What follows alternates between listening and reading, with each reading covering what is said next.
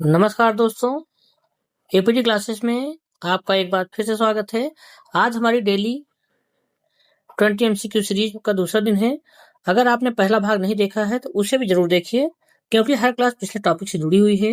रोज रात 8 बजे हम लेकर आते हैं 20 चुनिंदा क्वेश्चन एमसीक्यूज, लेकिन हर प्रश्न की ऐसी व्याख्या करते हैं कि लगभग 80 से 100, इसी में आपके 80 से 100 संभावित प्रश्नों की तैयारी एक ही क्लास में हो जाती है और पूरा टॉपिक अच्छे से कवर हो जाता है। यह सीरीज यूपीटीपीएससी, आरओ, एआरओ, पेट, वीडियो, जूनियर सेशन, लेखपाल और अन्य सभी परीक्षाओं के लिए बेहद उपयोगी है। अगर आप सरकारी नौकरी की तैयारी कर रहे हैं तो रोज 8 बजे एपीटी क्लासेस जुड़िए। चलिए अब शुरू करते हैं डे 2 का दूसरे दिन का 20 महत्वपूर्ण क्वेश्चन। और आज ये संबंधित होगा किससे? उत्तर प्रदेश की नदियां, बांध, बहुउद्देशीय परियोजनाएं। चलिए शुरू करते हैं क्वेश्चन नंबर 1 से। पहला क्वेश्चन है, रानी लक्ष्मीबाई बांध अवस्थित है कहां पर? बेतवा नदी पर, या केन नदी पर, कोस नदी पर, या रिहन नदी पर? तो जी हाँ, इसका आंसर ए वाला हो जाएगा, बेतवा नदी पर। अच्छा, ये बेतवा नदी पर जो बना है ये कहां पर बना है? तो ललितपुर, क्या हो जाता है? ललितपुर, जो कि मध्य प्रदेश से टच है और मध्य प्रदेश के बॉर्डर पे कौन सा बांध है? रानी लक्ष्मीबाई बांध, जो किस नदी पर है? बेतवा नदी पर है। इसी रानी लक्ष्मीबाई बांध का नाम पहले क्या था? राजघाट बांध। क्या था? राजघाट बांध था, जिसको आप याद करें राजा बेटा, मतलब राजघाट बांध बेतवा नदी पर है, तो ये याद रखिएगा। और दो और है, जैसे परीक्षा बांध है, एक है परीक्षा बांध और दूसरा है माता टीला बांध। माता टीला बांध, ये दोनों भी इसी नदी पर है। अगर बेतवा नदी का हम उद्गम पूछें कि बेतवा नदी का उद्गम कहां से है, तो इसका उद्गम एवं यूपी में प्रवेश कहां से होता है, इसको आपको कमेंट बॉक्स में करना है, अदरवाइज लास्ट में हम बताएंगे। तो देखते हैं नेक्स्ट वन। उत्तर प्रदेश में सर्वप्रथम नलकूपों का प्रयोग कहां शुरू हुआ? नलकूप, इसको ट्यूबवेल बोलते हैं। इसका प्रथम प्रयोग कहां पर हुआ था?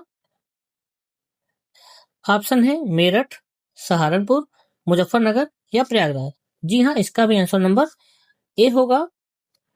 तो कहां से हुआ? मेरठ में। सन की बात किया जाएगा तो 1930 में, 1903 में हुआ था। सर्वाधिक अगर पूछा जाए नहरें, सर्वाधिक सबसे ज्यादा नहरें कहाँ पाई जाती हैं उत्तर प्रदेश में? तो रायबरेली, रायबरेली में है।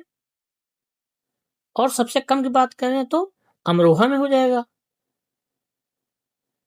सबसे लंबी नदी की बात करेंगे तो, सॉरी, नहर की बात करेंगे तो शारदा नहर है, आपको पता ही होगा शारदा नहर। अगर सबसे लंबी नहर प्रणाली बोले तब भी आपका ही हो जाएगा। और अगर पुरानी नहर की बात करें तो पूर्वी यमुना नहर, पूर्वी यमुना नहर सबसे पुरानी है। ये कब बना था? 1631 में बना था। किसके द्वारा? शाहजहां द्वारा बनवाया गया था ये। अच्छे से एक बार सुनते रहिएगा, चीजें क्लियर होती चली जाएंगी। और 1830 में इसको पुनः चालू कराया गया था। तो यहाँ से क्या क्या क्लियर हो गया? नलकूपों का प्रयोग सबसे ज्यादा कहाँ होता है? सबसे पहले कहाँ हुआ था? मेरठ में हुआ था। कब हुआ था? 1930 में हुआ था। और सबसे ज्यादा किस जिले में नहरें हैं? रायबरेली में है। सबसे कम अमरोहा में है। सबसे बड़ी नहर शारदा नहर है। सबसे पुरानी नहर पूर्वी यमुना नहर है। सबसे पुरानी है तो बनी कब थी? 1631 में। किसके द्वारा? शाहजहां द्वारा। और दोबारा कब चलाई गई? 1830 में। इसमें आपको एक क्वेश्चन और कमेंट बॉक्स में, अगर आप अच्छे से पढ़ रहे हैं तो कमेंट बॉक्स में कमेंट कीजिएगा कि उत्तर प्रदेश में सिंचाई का प्रतिशत कितना है नलकूप में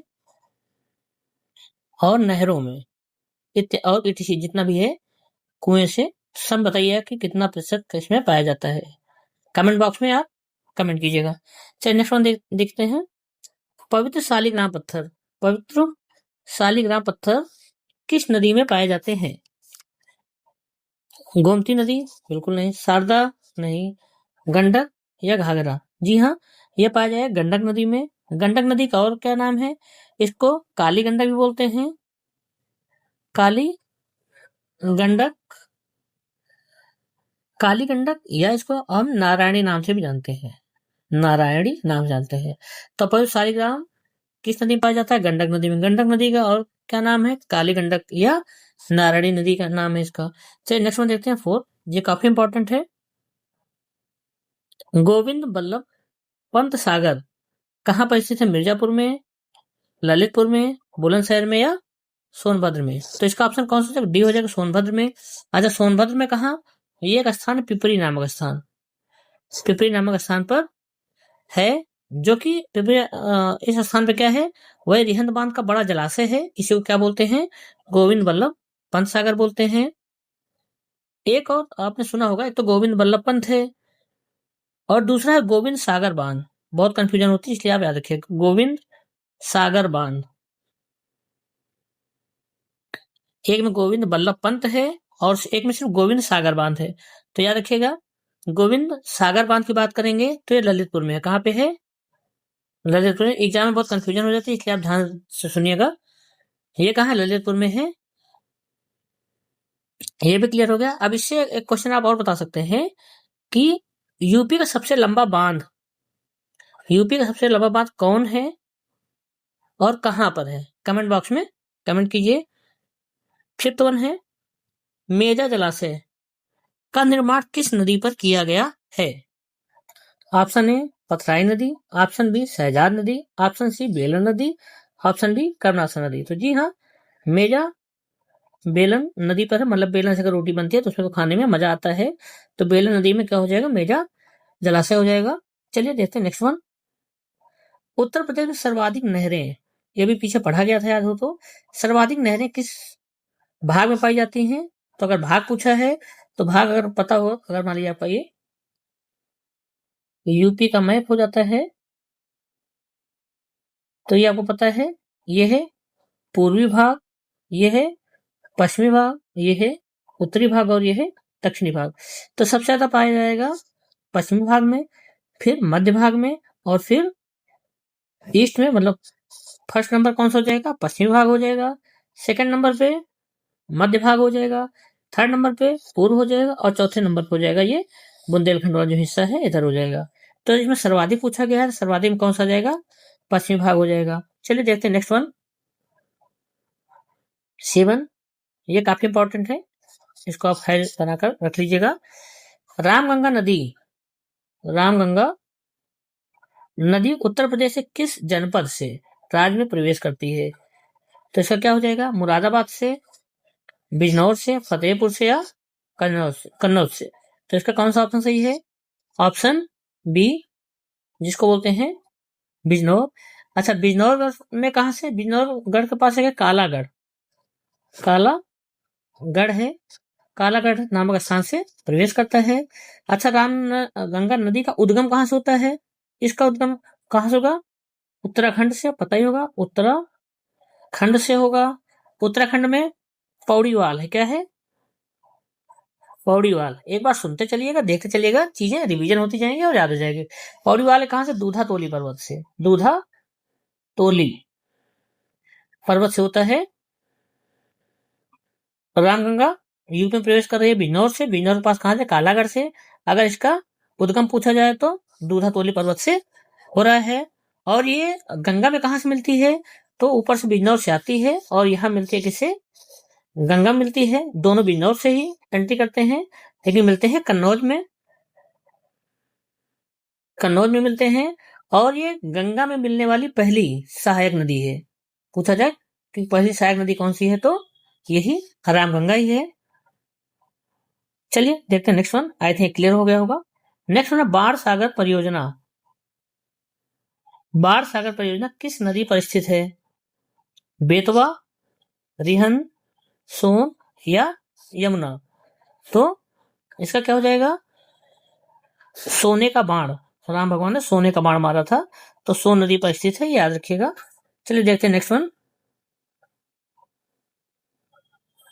घाघरा नदी का उद्गम स्थान कहां पर है? तो इसको हम सभी पूरा पढ़ लेते हैं। उद्गम की बात करेंगे तो ऑप्शन ए है मापसा चुंगो, त्रिवेणी, मानसरोवर या अमरकंटक। तो इसका ऑप्शन ये हो जाएगा मापसा चुंगो, जो कि कहाँ पे? तिब्बत का पठार है। कहाँ है? तिब्बत का पठार से ये निकलती है। और यूपी में कहाँ से एंट्री करती है? तो यूपी में एंट्री करती है बहराइच से। कहाँ से करती है? बहराइच से एंट्री करती है। उद्गम पूछा है तो उद्गम कहाँ से हो रहा है? माता तुंगो से, जो कि तिब्बत के पठार पे है। उत्तर प्रदेश में एंट्री कहाँ से कर रहा है? बहराइच से कर रहा है। और ये सबसे पहले कहाँ आके मिलती है? शारदा नदी से। किससे मिलती है?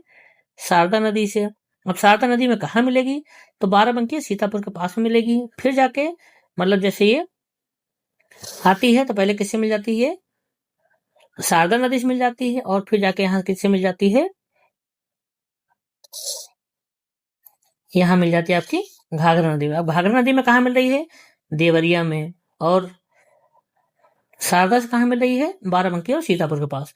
तो याद रखिएगा, घाघरा नदी का उद्गम स्थल माता चुंगो। उत्तर प्रदेश में कहाँ से प्रवेश हो रहा है? बहराइच से। और फिर शारदा नदी से मिल रही है, उसके बाद राप्ती से मिल रही है। शारदा नदी से सीतापुर के पास, बाराबंकी के पास मिल रही है। और राप्ती नदी से मिल रही है कहाँ पे? इसका मिलान कहाँ हो रहा है? देवरिया में हो रहा है। इसके बाद बिहार चली जाती है। बिहार में गंगा जी से छपरा में मिल जाती है। चलिए, आई थिंक समझ में आया। चलिए देखो नेक्स्ट वन। ओबरा बांध किस नदी पर स्थित है? ऑप्शन ए गंगा, यमुना, रिहन या गोमती। तो इसका ऑप्शन सी हो जाएगा, रिहन बांध पर ही बना है। चलिए देखते हैं नेक्स्ट वन। गंगा नदी उत्तर प्रदेश के कितने जिलों से होकर बहती है? ये बहुत इंपॉर्टेंट है। चलिए इसका ऑपरेशन करते हैं, एक वन बाय वन कई चीजें समझते हैं। तो 26 जिला नहीं होगा, 27 या 28 दोनों मान्य है, लेकिन ज्यादातर मान्य होने वाली बात है तो 28 ही ज्यादा मान्य है। तो इसलिए 28 आप याद रखिएगा। अगर 28 नहीं है तो 27 भी चल जाएगा, 29 बिल्कुल नहीं। तो गंगा नदी उत्तर प्रदेश कितने राज्यों से होकर बहती है? तो 28 राज्यों से होकर बहती है। इसका प्रवेश कहाँ से होता है? अगर यूपी में एंट्री पूछी जाए तो पीछे हम लोग बात किए थे बिजनौर से। और निकास की बात किया जाए तो यहाँ लास्ट में पड़ता है, पूर्व साइड बलिया पड़ता है, यहाँ से इसका निकास होता है। अच्छा, उत्तर प्रदेश में एंट्री यहाँ से कर रहा है और निकल बलिया से रहा है। अगर पूछा जाए कि सबसे ज्यादा बहता कहाँ है, सबसे ज्यादा एरिया का, तो ये बदायूं के पास। कहाँ पे? बदायूं के पास बहता है। और गंगा नदी कितने राज्यों में बहता है? भाई उत्तर प्रदेश 28 जिलों में बह रहा है। 28 जिलों में टोटल राज्यों की बात किया जाए तो 5 राज्य। कितने राज्यों में बहती है? 5 राज्यों में बहती है। 5 राज्यों के नाम अगर आप कर सकते हैं तो कमेंट बॉक्स में कमेंट कीजिए 5 राज्यों के नाम। और आप ये भी कर सकते हैं सबसे ज्यादा किस राज्य में बहता है, सबसे कम। अगर सबसे ज्यादा की बात कही जाएगी तो ये उत्तर प्रदेश में ही बहता है, लगभग 1450 किलोमीटर के आसपास। 28 जिले में बह ही रहा है। और सबसे कम की बात किया जाए तो कहाँ बह रहा है ये? झारखंड में। कहाँ बह रहा है? झारखंड में। मतलब अगर 5 राज्यों में सबसे ज्यादा कहाँ बह रहा है? उत्तर प्रदेश में। कितना बह रहा है? लगभग 1450 किलोमीटर। और सबसे कम झारखंड में, लगभग मतलब 50 से 80 के आसपास माना जाता है, इतने के आसपास ये बह रहा है। तो आपको इसमें कमेंट बॉक्स में क्या बताना है कि 500 राज्यों के नाम लिखना है। सबसे ज्यादा कहाँ बह रहा है हमने बता दिया, यूपी में। सबसे कम भी झारखंड में बह रहा है। बाकी आपको ये बताना है कि एक तो कितने राज्यों से बहता है, और अगर ये बांग्लादेश पहुंचती है तो इसको किस नाम से जाना जाता है। चलिए देखते हैं नेक्स्ट वन। केन नदी किस जनपद में यमुना नदी से मिल जाती है? केन नदी किस जनपद में यमुना से मिल जाती है? झांसी, ललितपुर, गोंडा और बांदा। तो इसका ऑप्शन डी है बांदा। मतलब बोलते कौन बंदा है, तो ऐसे ट्रिक से आप याद कर लेंगे। बांदा, बांदा से प्रवेश करती है और बांदा में ही जाके यमुना में मिल जाती है। चलिए देखते हैं नेक्स्ट वन। गोमती नदी का उद्गम स्थल कहाँ से है? तो इसको भी हम देख सकते हैं, उद्गम कहाँ से है, कितनी नदियों से मिलती है, और कहाँ जाके किस नदी मिलती है। तो चलिए पहले उद्गम स्थल देख लेते हैं। श्रावस्ती नहीं, बरेली नहीं, कन्नौज नहीं, पीलीभीत। जी हाँ, पीलीभीत से निकलती है। और पीलीभीत के गोमत ताल से ये निकलती है।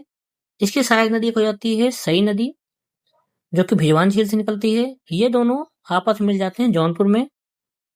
इसके बाद फिर से ये नदी आगे जाती है और गाजीपुर में मिल जाती है गंगा जी से। तो ये आप अच्छे से याद रखिएगा कि पीलीभीत का उद्गम स्थल कहाँ है, सॉरी गोमती नदी का उद्गम स्थल कहाँ है? पीलीभीत।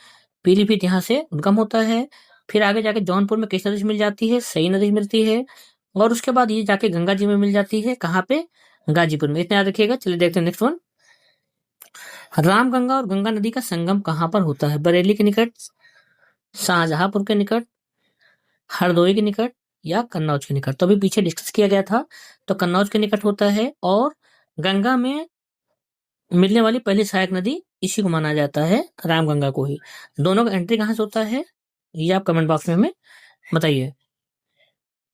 वह जिला जहां गंगा नदी उत्तर प्रदेश राज्य में प्रवेश करती है, अभी हमने कमेंट के लिए आपको बोला है, इसलिए इसको भी आप कमेंट में बताएंगे। मेरठ, मथुरा, बिजनौर या बुलंदशहर। नेक्स्ट वन देखिए, यमुना नदी प्रदेश के कितने जिलों से होकर बहती है? अभी हमने गंगा जी का पढ़ा था, अब हम पढ़ेंगे यमुना नदी का। 19, 20, 21 या 22? जी हाँ, तो इसका आंसर क्या हो जाएगा? 19 हो जाएगा। और यमुना बह रहा है 19 से, और ये बह रहा है, गंगा जी बह रही थी 28 जिलों से। इसका प्रवेश पूछा जाए तो इसका प्रवेश कहाँ था? बिजनौर था। यमुना का प्रवेश कहाँ से होगा? सहारनपुर का फैजाबाद नामक स्थान है, वहां से उत्तर प्रदेश में ये प्रवेश करती है। और भारत की सबसे लंबी सहायक नदी की बात किया जाएगा तो यमुना है, जो गंगा जी की है। और यमुना की सबसे लंबी सहायक नदी कौन सी हो जाती है? चंबल नदी है, जो कि इटावा पास से मिलती है, मध्य प्रदेश से आती है। तो ये इससे जुड़े अच्छे फैक्ट हैं। नेक्स्ट वन देखते हैं, हथनी कुंड परियोजना किस नदी पर स्थित है? ये बहुत इंपॉर्टेंट है। तो यमुना, रामगंगा, सरयू और गंगा। जी हाँ, ऑप्शन है इसका सही होगा। ये यमुना हथनी कुंड परियोजना कहाँ, किस नदी पर है? यमुना नदी पे है। और यमुना नदी पे कहाँ है? ये हरियाणा है, इसलिए हरियाणा और उत्तर प्रदेश के बॉर्डर पे यह बैराज बनाया गया है। तो इससे यूपी को बहुत फायदा होता है, इसलिए इसको हम अच्छे से पढ़ते हैं। और ये सही से पूछे तो 5 राज्यों की संयुक्त परियोजना है, मतलब जो एक दूसरे से लगे हुए हैं उनकी परियोजना है। याद रखिएगा, हथनी कुंड परियोजना कहाँ पे है? यमुना नदी पे है, और ये हरियाणा में पड़ता है, बट यूपी का बॉर्डर है। और ये 5 राज्यों की संयुक्त परियोजना है, इससे याद रखिएगा। चलिए देखते हैं नेक्स्ट वन, सरयू नदी किस नदी की सहायक नदी है? सरयू नदी को और क्या कहते हैं? इसको पहले हमें आप कमेंट बॉक्स में बताइए कि सरयू नदी को और किस नाम से जाना जाता है। तो देखते हैं, पिंडार, भागीरथी, टोंस या शारदा। तो ये शारदा की सहायक नदी है। शारदा के बाद ये राप्ती नदी से मिलती है, और लास्ट में ये गंगा जी में जाकर मिल जाती है। कहाँ पे? छपरा, बिहार में जाकर गंगा जी से मिल जाती है। सरयू नदी का नाम पहले घाघरा होता है, आपको पता ही है घाघरा। और ये इसे किनारे का शहर की बात पूछा जाए, जो बहुत पूछा जाता है, तो अयोध्या शहर इसी सरयू नदी के किनारे बसा हुआ, ये भी याद रखिएगा। नेक्स्ट वन है, शारदा नदी किस जिले से उत्तर प्रदेश में प्रवेश करती है? तो शारदा नदी कहाँ से प्रवेश कर रही है? पीलीभीत, बरेली, लखीमपुर खीरी और रामपुर। तो ये पीलीभीत से प्रवेश करती है, ये याद रखिएगा। चलिए देखते हैं next one, last one, Lucknow शहर किस नदी के तट पर बसा हुआ है? ये बहुत इंपॉर्टेंट है।